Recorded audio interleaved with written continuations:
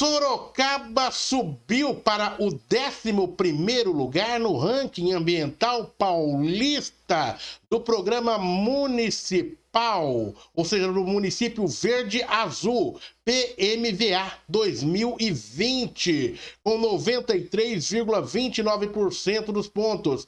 Esse novo resultado foi divulgado após a Secretaria do Meio Ambiente e Sustentabilidade ter entrado com recurso junto ao governo do estado de São Paulo para a revisão da pontuação da posição da cidade do PMVA daquele ano. Com isso, Sorocaba está em primeiro lugar entre os municípios com mais de 500 mil habitantes e, em segundo lugar, entre as cidades com mais de 200 mil habitantes, atrás apenas de São José do Rio Preto. Em dezembro de 2020, Sorocaba aparecia na 64ª posição do ranking, com 85,29 pontos. As certificações de pontuações ocorreram em 6 diretrizes: Conselho Ambiental, Gestão de Águas, Qualidade de Arborização, Arborização Urbana, Esgoto, Tratado e Resíduos Sólidos. Portanto, Sorocaba subiu para o 11º lugar no ranking ambiental paulista do programa Município Verde Azul. Alberto Cassone, na nossa bancada de formadores de opinião independentes. Alberto, e aí, uma boa notícia para Sorocaba, meu caro Alberto Cassone? Bom dia. Bom dia, Oliveira. Bom dia, amigos do RMS News. É um prazer estar com vocês. Sim, é uma boa notícia e já confirma aquilo que a gente já sabe, que Sorocaba está muito bem aí na questão ambiental, né? E numa análise ampla, né? Tanto Sorocaba como a região está com a faca na mão na questão de previsões aí para o futuro, né? Pois na atualidade, como nós vimos aí recentemente a visita dos ministros aí no Parque Tecnológico e no Parque e na Facens, né, estão se inserindo aí o conceito da quíntupla hélice na produção industrial. E o que significa isso, né? A hélice tripla é a questão do governo, indústria e escola. Depois inseriram mais uma hélice, que é a quádrupla, né? Que continua governo, indústria, escola e sociedade. E a quinta hélice é o governo, indústria, escola, a sociedade e o meio ambiente. Então, se nós tivermos aí no país a permanência de uma política estratégica que visa aí recuperar a nossa indústria, a nossa tecnologia, como tem acontecido, Sorocaba, como eu disse, vai estar com a faca e o queijo na mão e numa situação de conforto aí para o nosso futuro aí da própria região como um todo. Agora vale lembrar que essa questão é uma retificação, né, o Alberto Cassone, que ocorreu. Um erro grave também de avaliação, né, Alberto? Por outro lado, o governo sempre diz que há uma demora no envio de informações, então acaba tendo esses problemas. Mas para um resultado como esse ser divulgado, que impacta na vida da sociedade, o governo deveria ser mais atento a isso, né? Não, com certeza. Mas o importante é que um processo de planejamento, o importante é ter a avaliação e fazer as correções aí que são necessárias. Isso é fundamental. Então, e é importante também você ter aí uma Secretaria do Meio Ambiente e todas as secretarias muito atentas aí às determinações que os governos federais, no caso é o governo estadual, impõe e ficar de olho, porque senão a gente acaba perdendo o bonde aí de uma boa avaliação, e isso é fundamental. Agora, como o mecanismo prevê a correção, né, em caso do engano que houve aí, a correção foi feita, mas só foi feita, como eu disse, porque os técnicos da secretaria estão atentos a essa pontuação. Mas perdeu-se tempo, né? Perdeu-se tempo porque se esse resultado tivesse vindo de acordo naquele momento, quantos projetos que não se perderam tiveram pelo menos atrasos nesse processo, porque um investidor ou outro, alguém que tinha interesse nessa área, não tinha essa avaliação, né? Então, por isso que a gente tem que sempre cobrar a eficiência do poder público, né, para que isso não ocorra. Muitos podem... traz um efeito cascata. Sem dúvida, Oliveira, você está completamente certo. Agora, vamos esperar aí que essa mudança seja bem aproveitada aí pela Prefeitura de Sorocaba e pelas secretarias, no sentido de divulgar aí e dar ampla notícia para todo o Brasil e até para as empresas aí multinacionais, no sentido que Sorocaba está de braços abertos e totalmente preparada para receber indústrias de alta tecnologia e aliada a uma boa cultura e preservação do meio ambiente. Tá certo, Alberto Cassoni, especialista em marketing e inteligência de mercado. Tá frio por aí, Alberto Cassoni? Tá esquentando, mas estava friozinho. Vou contar, hein? Passei o final de semana de câncer, viu, Alberto? A gripe pegou pesada, né? Mas vamos em frente. Alberto, manda... Graças a Deus temos saúde. Estamos aqui, né, Alberto? Vamos lá. As possibilidades de ajuste da legislação eleitoral serão discutidas em sessão de debate temático do Senado nesta segunda-feira, às 10 horas, daqui a pouco. A sessão será remota com participação de senadores e convidados por videoconferência. O ministro do Supremo Tribunal Federal, Luiz Roberto Barroso, que também é presidente do Tribunal Superior Eleitoral, é um dos convidados. Atualmente tramitam no Congresso várias propostas de alteração dessa legislação, como a PL 438, projeto de lei do senador Fabiano Contarato, da Rede do Espírito Santo, que exige o registro das promessas de campanha perante a Justiça Eleitoral. Contrário, e a medida também discute a questão do nepotismo entre candidatos a cargos públicos e suplente. Entre os projetos de leis que tratam do tema estão a PL 924, 2021, que visa estabelecer que na composição da chapa de candidatos ao cargo eletivos do Poder Executivo em todos os níveis, será assegurada a participação de ambos os gêneros. O projeto de lei 253 de 2020 prevê a inegibilidade para os cargos de suplente de senador para cônjuge, companheiros e parentes. Isso daqui é uma vergonha. Eu fico irritado quando eu vou no Congresso Nacional e vejo os senadores descerem dos seus carros luxuosos, pagos pela gente, pago pela gente com 4, 5 senador, a segurança do lado, meu caro Alberto Cassoni, e ainda sabendo que se ele falecer, quem pode ficar na chapa é o filho, é a filha, é até a esposa. É uma vergonha o que acontece no Brasil nesse sentido. Por outro lado, também que você vai comentar aí, será que pega essa uma aí ou seja, compromisso de campanha ser compromisso público? Se for assim, tá lascado, acho que a maioria cai com um ano de governo. Olha, Oliveira, ao passo que as casas legislativas aí, elas têm obrigação de discutir as leis, como é essa proposição aí do senador Contarato, de o candidato lavrar aí as suas intenções, eu acho que é válido, mas essa é uma análise que quem teria que fazer é o eleitor, porque assim, você vota numa plataforma e na hora lá o cara faz aquilo que não estava previamente combinado.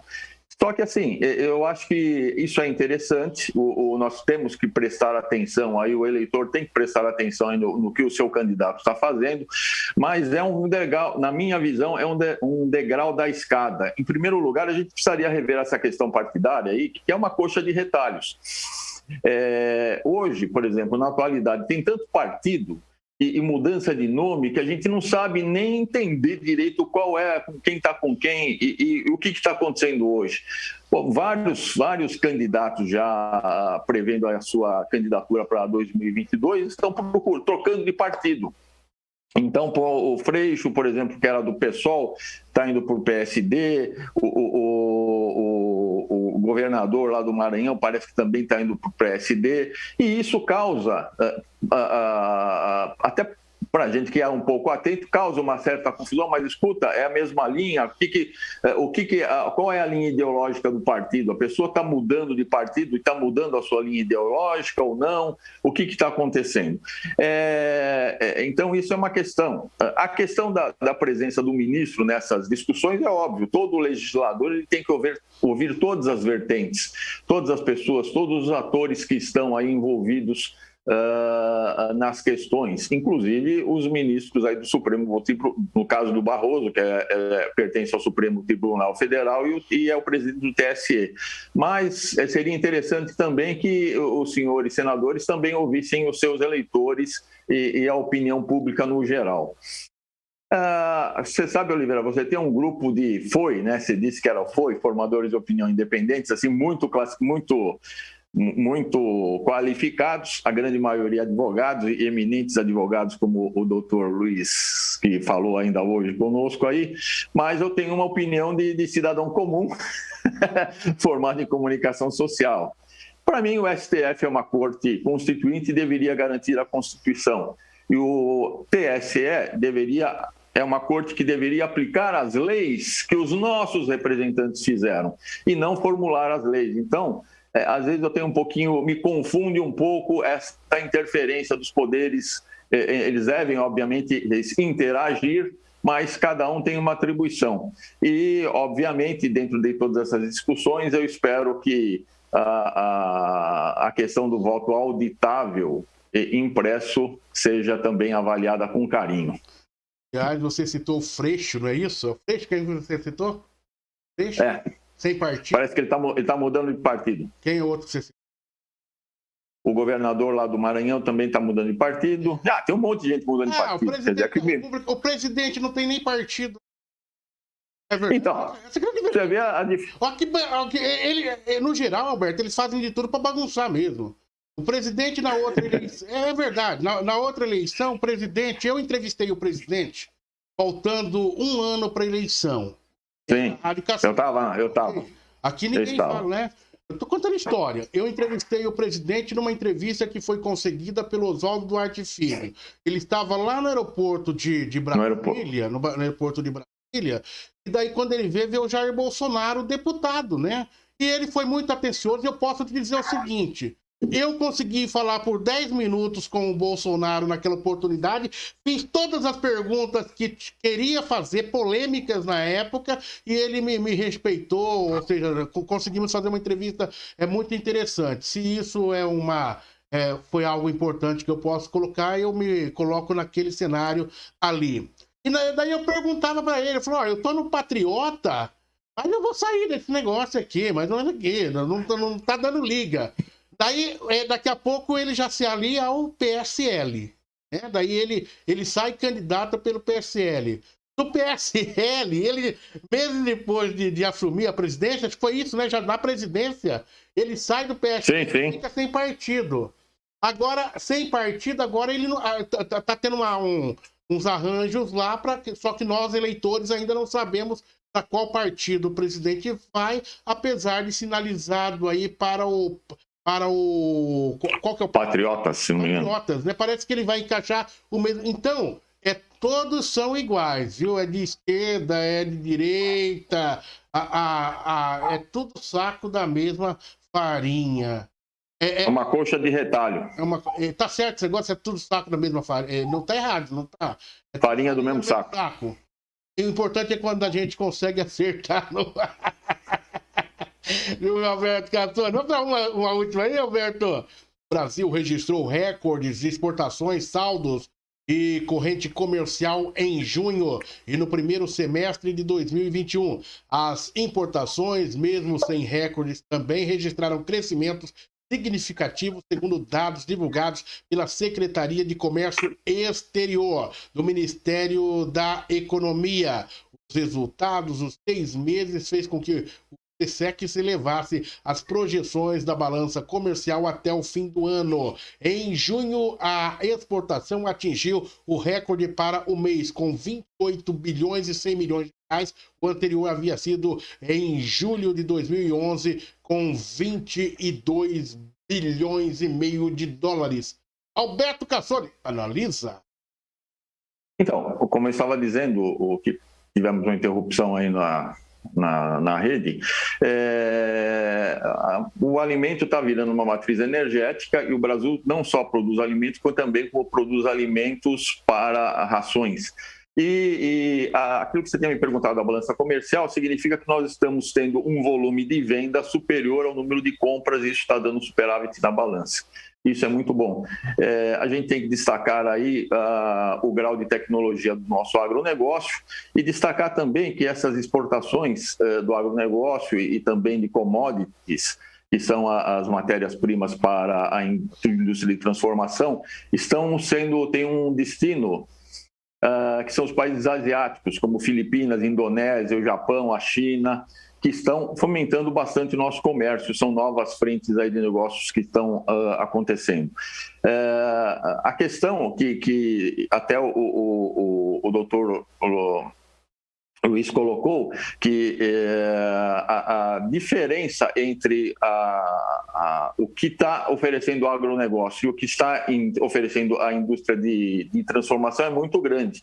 Para a gente ter uma ideia, na década de 70, o Brasil tinha mais ou menos 21% do PIB, que antigamente era PNB, era Produto Nacional Bruto, mas o PIB, 21% era indústria.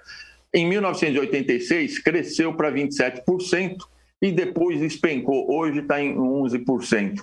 Então, o que nós precisamos fazer? Manter o agronegócio, ficar atento aí às tendências de consumo do globo, porque o Brasil fornece energia para o globo, mas, sobretudo, recuperar aí a questão industrial, porque no caso das commodities, elas têm trazido um bom valor para a nossa balança comercial, porém, o valor agregado, que é a transformação dessa matéria-prima, traz recursos que fiquem dentro do próprio país, melhorando a mão de obra e também os salários. E foi algo que foi esquecido aí desde a época do governo Sarney. O governo Collor tentou impulsionar a indústria, mas ele ficou pouco tempo e depois nós tivemos aí uma descendente muito grande da nossa indústria. Nós precisamos recuperar isso. Sorocaba é uma região que está pronta para atender o Brasil nessa questão e vamos aí aumentar a nossa indústria e equilibrar, manter a balança comercial com o agronegócio alto e se a gente conseguir potencializar com a indústria, melhor ainda, porque os salários ficam aqui dentro. Só uma dúvida aí. A gente fala em aumento de exportações.